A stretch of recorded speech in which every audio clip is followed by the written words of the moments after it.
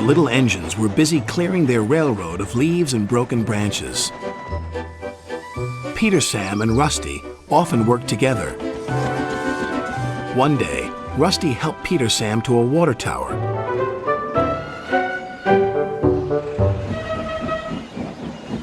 Peter Sam felt much better after his long drink, but the freight cars were bored. Let's break away. Their loads were heavy and the couplings old. One snapped.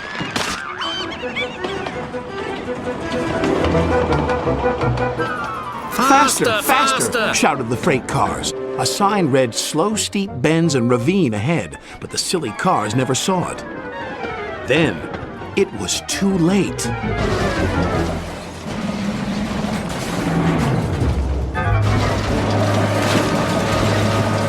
Peter Sam arrived at the scene of the disaster. His driver sighed.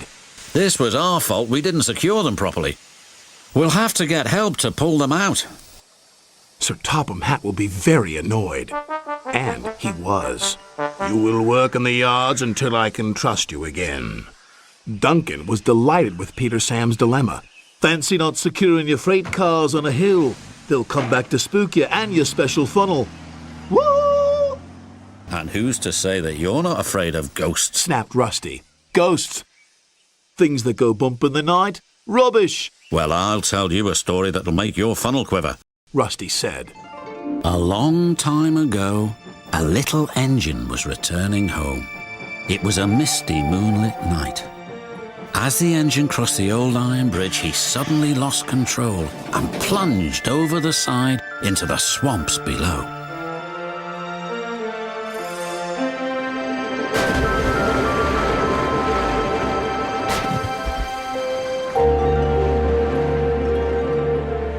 He was never found again.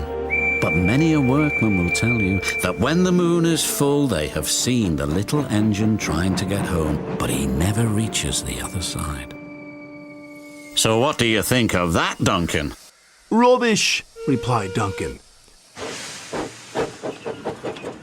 Never mind him, Peter Sam. He'd be frightened if he really saw a ghost. This gave Peter Sam's driver an idea. Let's play a trick on Duncan.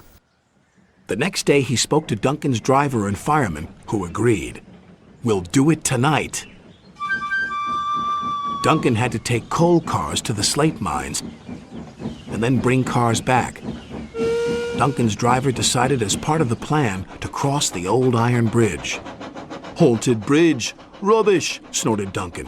It's as tame as a pet rabbit. But all the same, he kept thinking about Rusty's story. When dusk fell, he was keen to leave. If we don't go now, Skarloey will take my favorite place in the sheds. We have to collect our cars first, his driver replied. He could see their plan was working because Duncan was nervous. When night fell, they set off. The mists were rising around the old iron bridge. Duncan whistled, and the sound echoed everywhere.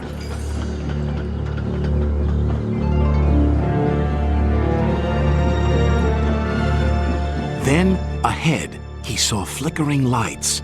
His driver knew they were only insects that shine brightly at night, but to Duncan they looked like an engine.